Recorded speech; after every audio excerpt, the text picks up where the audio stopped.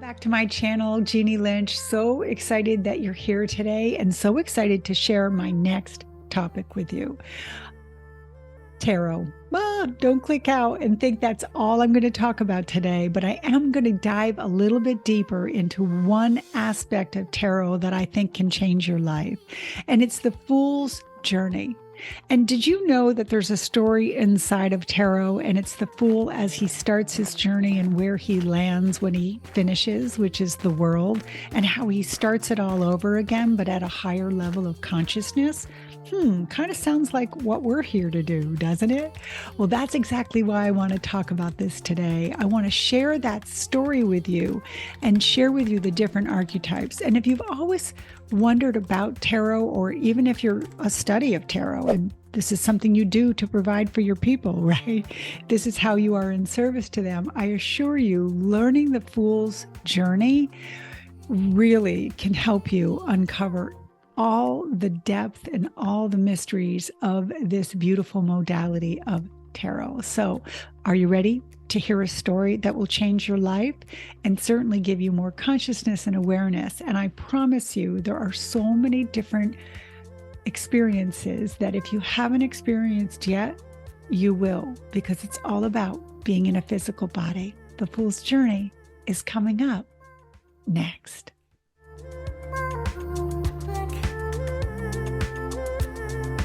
Hey, thanks for staying clicked in. I'm so excited that you're willing to take this journey with me. And I want to go back and kind of tell you a little bit about, I have had this idea of doing the Fool's Journey in my head for 5 or 6 years. In fact, in my video queue, I think I've started this video 1,000 times. And it's such a big project in the sense that it takes a lot of energy to kind of bring it to you. So today's the day that I get to share that story with you. And I will tell you, when I first started my own opening and awakening and started this journey of tapping into my own intuition, the person who, my energy person, was working with me at the time to help me develop my intuition, my mentor, and suggested that I pick up a deck of oracle cards. I chose tarot, and I don't even know why at the time, because it all looked good to me, but I did choose tarot. And I think it was simple. Like, I think one of the cards reminded me of my daughter. It was the 8th card, by the way. So I'll show you that card, and here's what it looks like. So I was immersed and hooked right from that point. Well, when I got my deck and I got it home, the first thing I did, I don't know why, I really don't know if it was just me connecting to my intuition or laziness at the time. I don't remember. I remembered taking all the extra cards and going right for the meat and potatoes, which were the 22 archetypes, the 22 major arcana. The rest of the deck went in an envelope. I never looked at them again, and I just focused on the major. And I really got into just looking and studying those cards. And from that, I actually started doing readings, I think for 8 or 9 years, just using those cards. So if you're somebody who started with me in the very beginning, you would have had the Fool's Journey reading with me. And I don't know anyone else who was doing it this way. I just felt really led to these cards. So today, my intention is to read the Fool's Journey like a story and show you beautiful visuals and stuff. And if I told you that if you really wanted to uncover and learn about tarot, you could start with the Fool's Journey. In fact, I believe you could actually even stay in the Fool's Journey or end with a Fool's Journey as long as you really understood it. And the reason being is that there are 20 different archetypes. And let me set this up before I share this story with you. The Fool starts his journey, and he is a fool. He's a fool. He's a 0, right? So I'm going to give you the backdrop. He's brand new. He's a baby. He's out of the womb. He's just starting his experience. He's clueless, and he starts his journey. And he goes through each of these archetypes, and he stumbles upon and he meets. Sometimes in this story, he actually becomes the characters. And I'm going to let you know when that happens. And other times he just observes the characters, or he meets them and they teach him something that he needs to know. And then in other times he's witnessing it and they have an experience that he shares with them. So it goes back and forth from him being in the story, part of the story, of the world, out of the world, for the world, right? And observing it. And he goes through from a child to an adolescent to an adult, to an elder, and so on. And again, really quick version of this so I can get you immersed in the work we're about to do. When he gets to the very end, he's at the world. And he's sitting down, and this whole experience comes to him where he realizes that he's learned all he needs to learn and he's there. Well, guess what happens at the very end? He gets up and he starts the whole damn journey all over again at a higher level of consciousness. And this is where I need your attention. This is what we do in our life, right? We learn the lesson and then we go, ooh, a little bit more. We might need a healing on forgiveness, and we get in there and we look at what is bothering us that we need to be healed on, and then we heal it. And then 5 years later, it kicks back up and we think, haven't I already dealt with that? It shows up again, but yet we realize we go a little bit deeper, right? When we're going deeper, what are we really doing? More consciousness. So that is the fool's journey. It's just his journey to consciousness, to full consciousness. And here's the truth.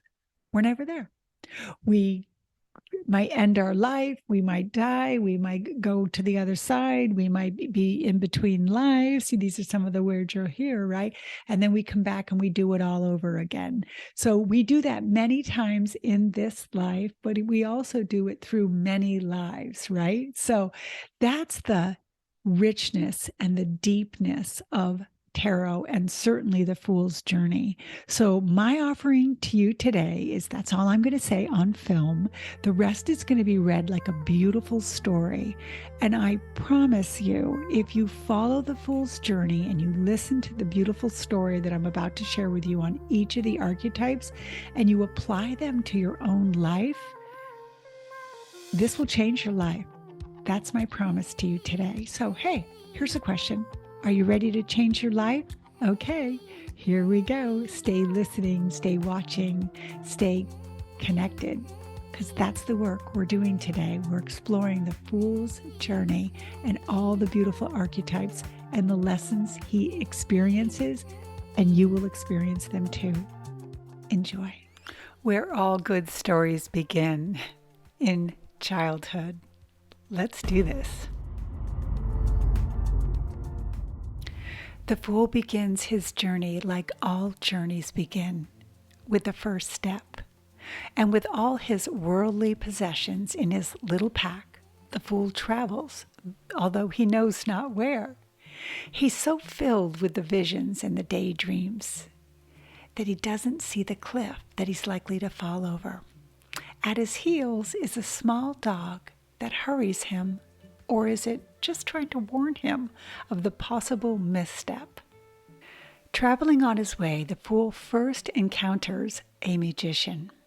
Skillful, self-confident, and powerful is this archetype. With the infinity as his halo floating above his head, the magician mesmerizes the fool. When asked, the fool gives over his bundled pack and stick to the magician. Raising his wand to heaven and pointing his finger to earth, the magician calls on all his powers. Magically, the cloth and the pack unfold upon the table, revealing all its contents. And to the fool's eyes, it is the magician that has created the future with this one word. All the possibilities are laid out, all the directions he can take. The cool, airy sword of intellect and communication, the fairy wand of spirituality and ambition, the overflowing chalice of love and emotions, the solid pentacles of work and possessions and body. With these tools, the fool can create anything, make anything of his life. But here's the question. Did the magician create these tools, or were they already in the fool's pack? Next, The fool continues his journey, and he comes upon a beautiful, mysterious veiled lady enthroned between two pillars and illuminated by the moon. She seems to be the opposite of the magician, quiet where he was gregarious, still when he was in motion, sitting when he stood, and shouldered in the night when the magician was out in the bright of day. She is the high priestess, and she astonishes the fool by knowing everything about him. "Since you know me so well, perhaps you can help me," says the fool, laying out his sword, the chalice, the staff, and the pentacles. "The magician showed me these tools, but I'm in a quandary. There seems to be so many things that I could do with them. I can't decide." In answer, the high priestess hands over to him a pair of ancient scrolls. "These will teach you how to decide," she says. Seating him at her feet, the fool reads by the light of her crescent moon. Finally, the fool knows enough that he can now decide where he wants to go, what he will do, and how he will move on. Though he suspects that the high priestess has even more secrets she could teach him, like what lies beneath that pomegranate curtain. He is focused and ready to be on his way. Thanking the high priestess, he heads off, but as soon as he leaves, he hears her whisper, quiet as the waters which bubble up beneath her throne. "We will meet again when you're ready to travel the most secret path of all," she whispers.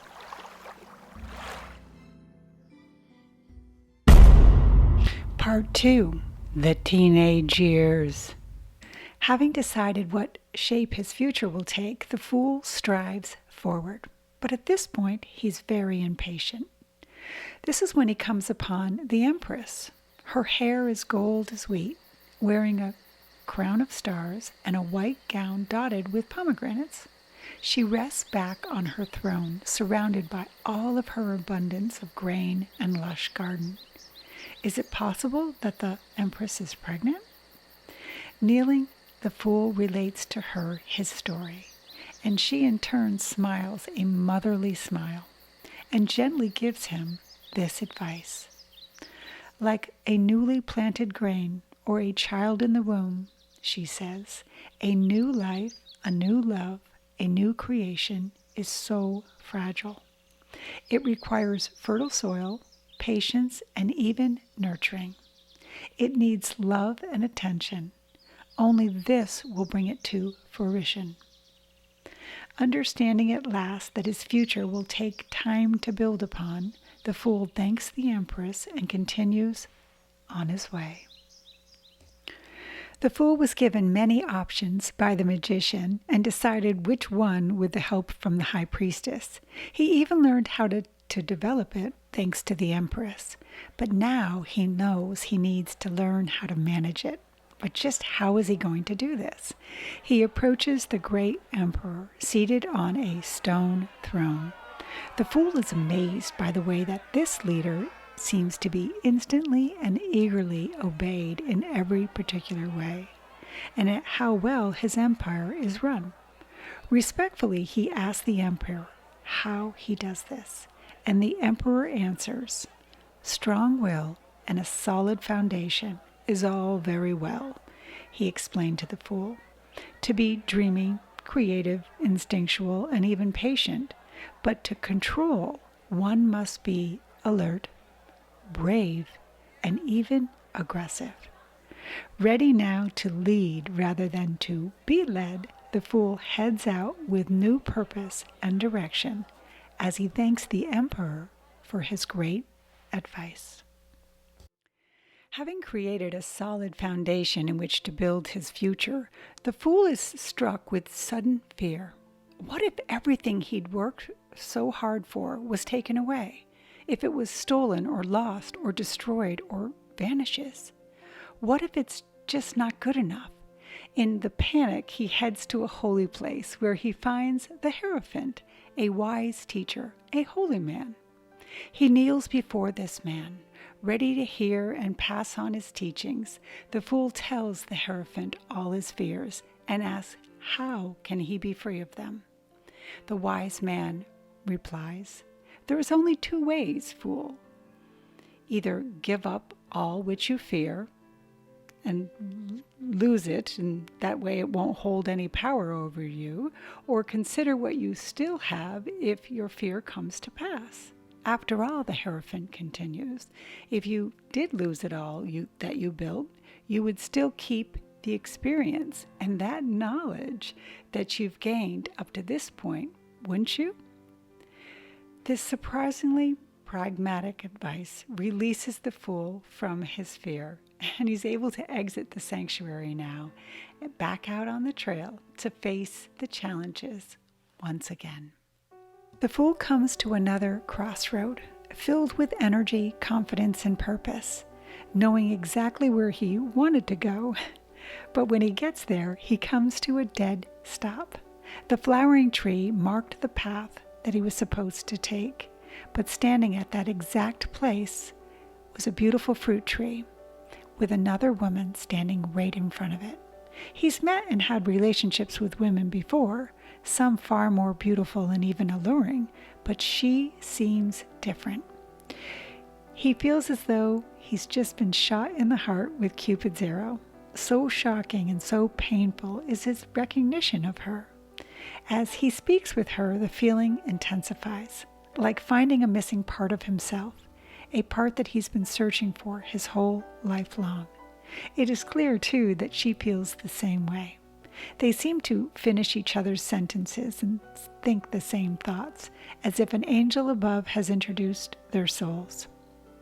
Though it is plain to follow the path of the flowering tree, through it will cause some trouble for him to bring this woman with him to go somewhere else entirely.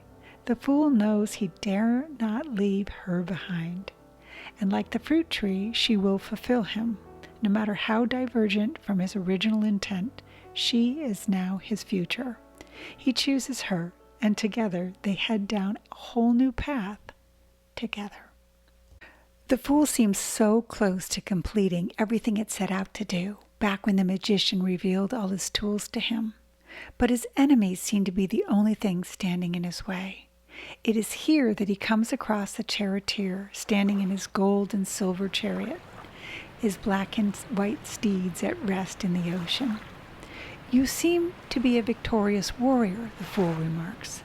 Tell me, what is the best way to defeat an enemy? The charioteer nods out of the ocean. Have you ever been swimming in the water and been trapped in the tide that pulls you out to sea? Have you noticed if you try to swim, says the charioteer, head on, you will go nowhere. You will swim forward, but the tide will just pull you back. It will tire you out, and soon, most likely, you will drown. The only way to win without zapping you of all your energy is to swim parallel to shore and come along slowly, diagonally. So too, when fighting in a chariot, you win by coming alongside that you wish to defeat. The warrior nods to his beast. You steeds keep the wheels turning, but it is your control and direction that brings victory. Dark and light, they must be made to draw in harmony under your guidance. The fool at this point is so impressed and even inspired. He thinks now he knows how to win his own war. He thanks the warrior. But before he leaves, the warrior stays with the fool. One more thing, he says. No victory can be won unless you have unwavering confidence in your cause. And remember this above all, victory is not the end. It is only the beginning. And the fool moves on.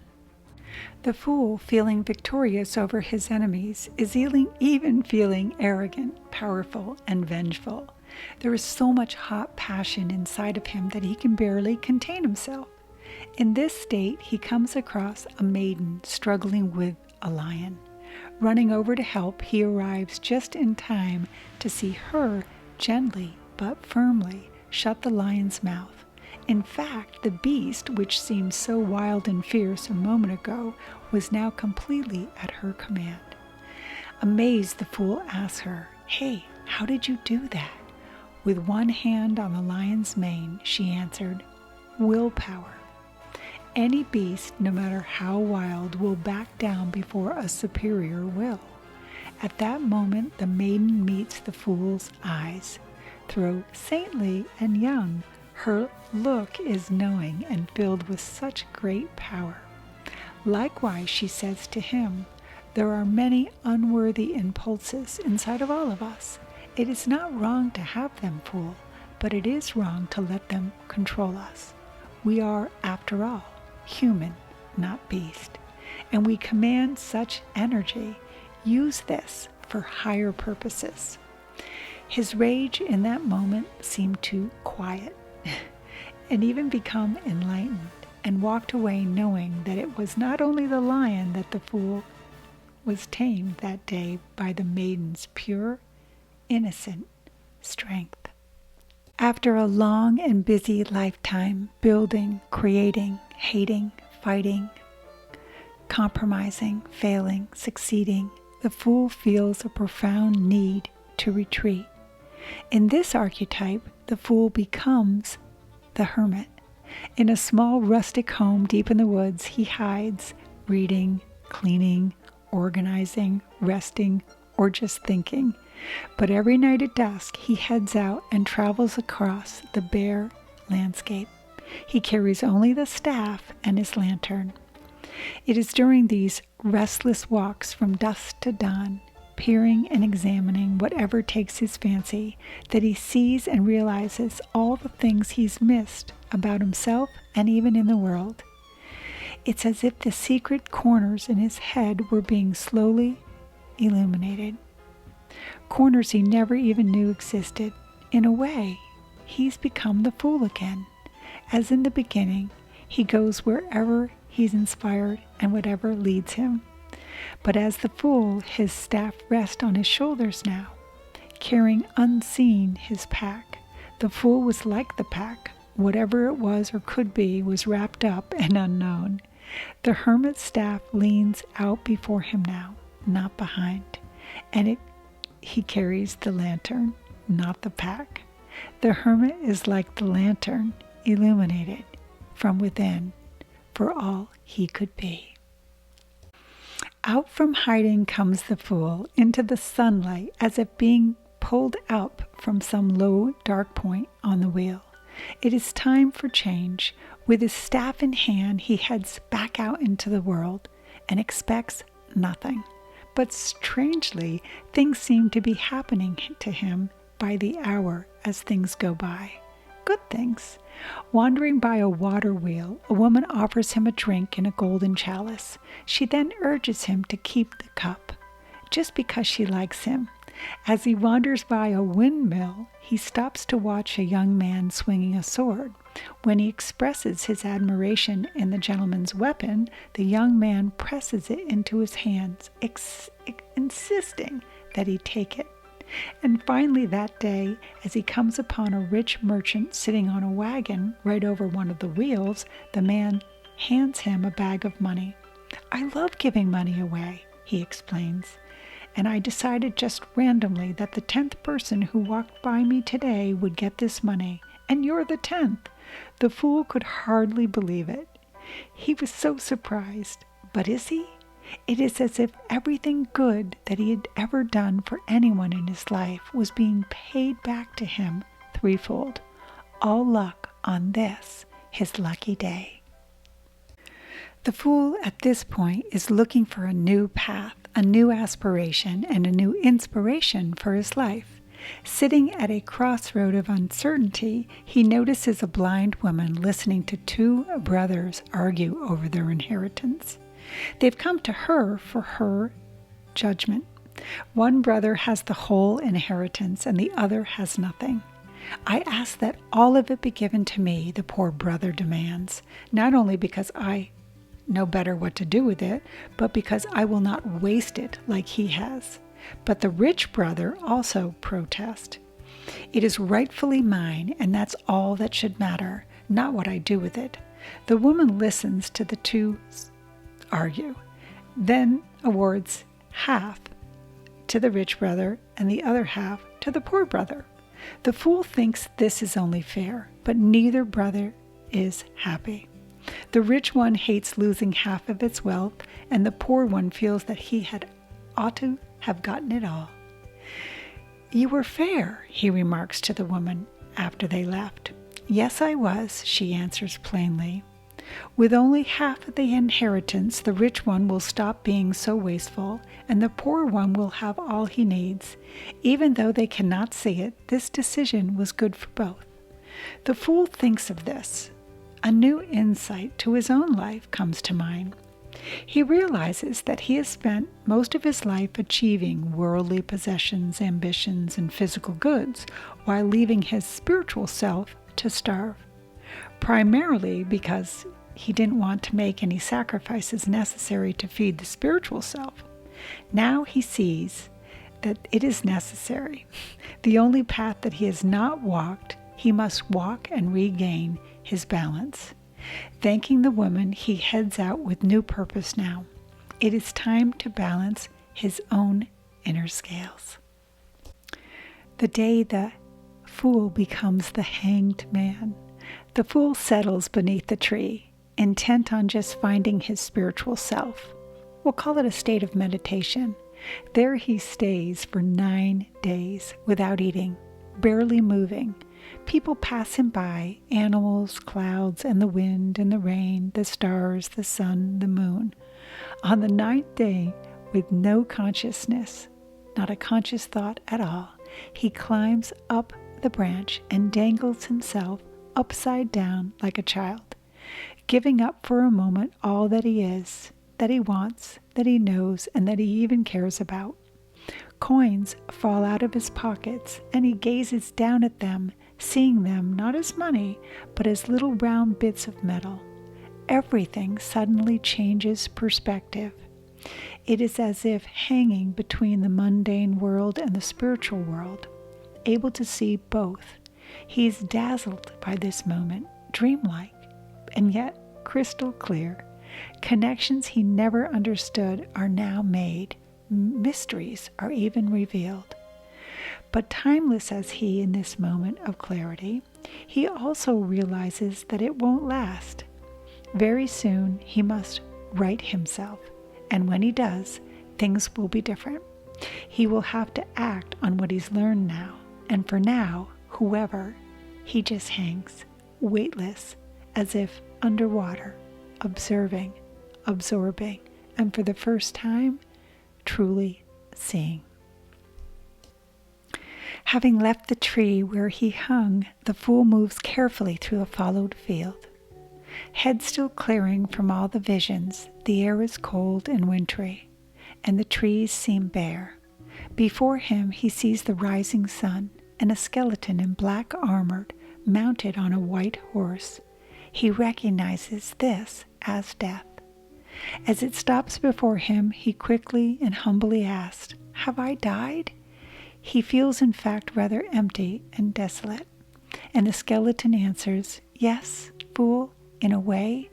You've sacrificed your old world and your old self.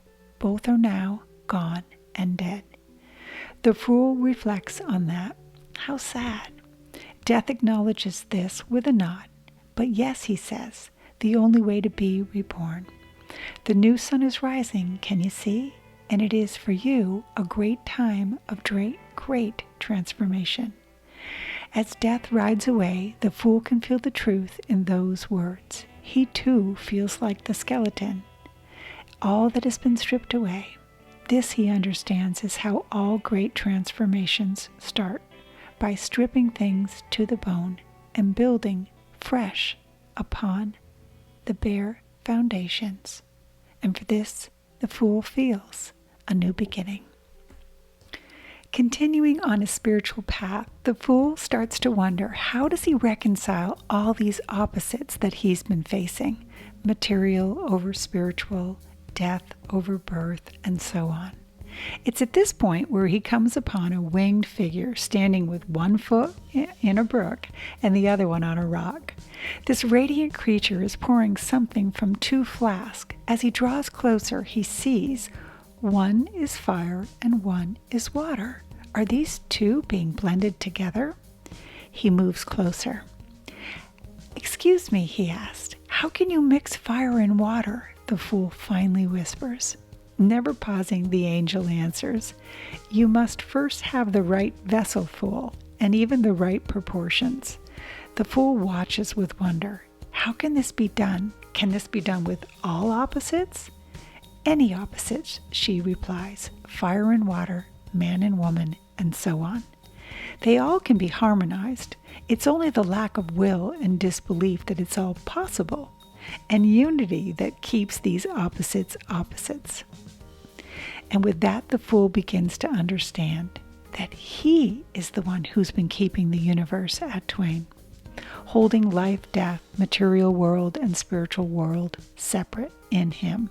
The two could merge as the vessel and the angel uses to pour the elements, one to the other. All it takes, the fool realizes, is the right proportions and the right vessel. The Elder Years, Part 3. The fool comes to the foot of an enormous black mountain, where he sees a half-goat, half-god. At his hoofs, naked people linked to the god's throne by chains, engaged in every indulgence imaginable. Sex, drugs, food, gold, drink. The closer the fool gets, the more he feels his own earthly desires rising in him. Lust, passion, obsession, greed. And he yells, "I refuse to give in to you," he roars at the goat god, resisting with all his might. The creature returns with a curious look. "All I am doing is bringing out what you already have within you," the beast responds. Such feelings are nothing to fear, nothing to be ashamed of, and nothing to be avoided. The fool gestures angrily at the chained man and women. You say that even though they all look completely enslaved. The goat god mimics the fool's gestures and says, "Take another look, fool." The fool does so. He realizes that the chain collars around the women and the men are wide enough and wide open that they can easily just slip off their heads. They can be free if they wish to be, the goat god says.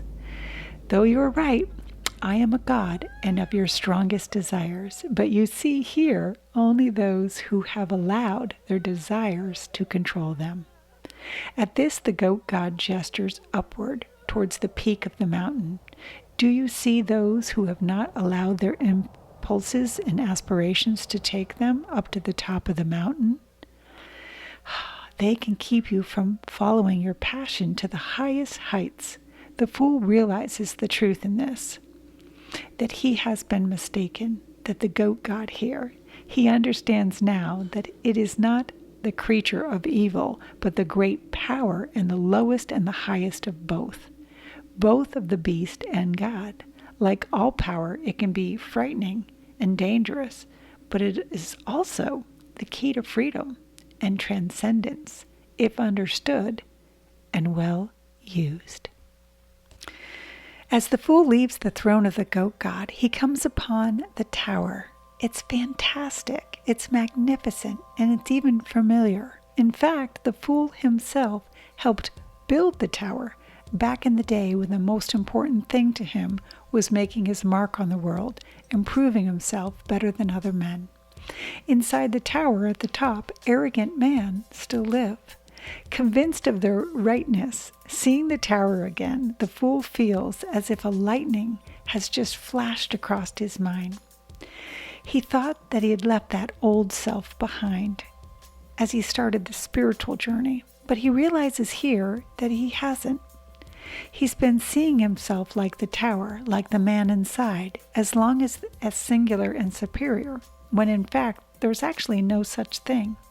So captured by the shock of this insight that he opens his mouth and releases a shout. To his astonishment and terror, this shout has taken form, and the bolt actually of lightning slashes down from the heavens, striking the tower and sending all of its residents leaping into the waters below. At that moment, it is over. The tower is rubble. Only rocks remained. Stunned and shaken to the core, the fool experiences grief, profound fear, and even disbelief, but also a strange clarity of vision as the inner eye has finally truly opened. He tore down his resistance to change and sacrificed. He broke free from the fear. He dissolved his disbelief in opposites, and he shattered the chains of ambition and desire. But here and now, he was done with the hardest. He destroyed the lies he held about himself. With that, it was bare and absolute, the absolute truth. And on that, he knew it's time to rebuild his soul. On the bleak landscape where the tower stood, the fool sits, empty, despairing. He hoped to find himself on the spiritual journey, but now he feels lost. Sitting on the cold stones, he gazes up at the night sky, wondering what's left. And with that, he notices nearby a beautiful girl with 2 water urns. As he watches, she kneels by the pool of water, illuminated by the reflected of the starlight. She empties the urns, one into the pool and one onto the thirsty ground. "What are you doing?" He walks over and asks her. She looks up at him, her eyes twinkling with the stars. "I'm refilling the pool so that those who are thirsty may drink, and I'm also watering the earth so that come spring the seeds will grow." And she adds, "Come drink." The fool comes to kneel by her and drink the pool of water. The water tastes wonderful, like liquid starlight. "I can see you're sad," the girl continues, "and I know why. But you must remember that you have not lost all. Knowledge and possibilities and hope, you still have those, and like the stars, they can lead you to the future." Even as she says this, she begins to fade. Like dew, she's vanishing. All that remains is the gleam that was the center of her forehead. This rises up until it settles into the night sky as a shining star. "Follow your star," the woman continues. Her voice seems to sing from that light. "And just have hope." The fool takes a breath and rises. In the dark night, in the desolate land, but for the first time, he has a guiding light to show him the way. Distant as it feels, it heals his heart and restores his faith. And he understands that the star represents hope. Following the star, the moon travels through the night, and the full moon arises, illuminating for him a watery path.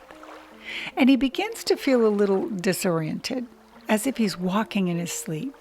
He passes under the moon between 2 pillars, ancient and strange. Suddenly, he looks around and he finds himself in a completely different land entirely. When he was in the presence of the High Priestess, he saw hints of this dark land through her her veil, draped behind her throne. And later, when he hung up from the tree, he felt himself between the physical world and this one. As the fool continues to walk, his walking path turns into water, and he finds himself standing hip-deep in the powerful pull of the salty moonlight water. There, by the shore, is a small boat, and he notices it has no rudder and no oars. The fool realizes at this point that he has 2 choices. He can lose himself in this desolate, primal land of madness and illusion, stay howling with the wolves, or maybe even be hunted down, or he can get into that boat and trust himself to the river. The moon will be in control either way, but he realizes in the boat he can surrender to the powers of the unconscious and the natural world. This will at least take him somewhere. As the artist and the poets and the magician knows, inspiration, vision, genius, and moon magic are the rewards for such surrender. So the fool gets into the boat and shoves off. The waters lull him to sleep. He sees and feels the moonbeams on his face as it lights his path. There is the mistress of the dark land gazing down on him, and he notices to the side 2 beautiful, approving eyes. It's the High Priestess. She's come to say hello, again, and goodbye. The Fool wakes at dawn from his long, restless night to find that the wild river has ended. Quietly floating into a serene pool, there is a walled garden around this pond dominated by roses, lilies, splendid nodding flowers. Stepping ashore, he watches the sun rise overhead. Bright and golden, the day is clear. A child's laughter attracts his attention, and he sees a little boy ride a small white pony into the garden. "Come," says the little boy, leaping off his horse and running up to the Fool. "Come see." And the child proceeds to take the Fool's hand and enthusiastically points out all manner of things. Look at the busy insects in the grass, the seeds in the petals of the sunflowers, the way the light sparkles on the pond. He asks questions of the Fool, simple but profound ones, like, why is the sky blue? He sings songs with his new friend and even plays games. This truly is the experience of joy. At one point, the Fool stops, blinking up and looking at the sun so large and golden overhead. He finds himself smiling, wider and brighter than he ever has, and certainly in a long time.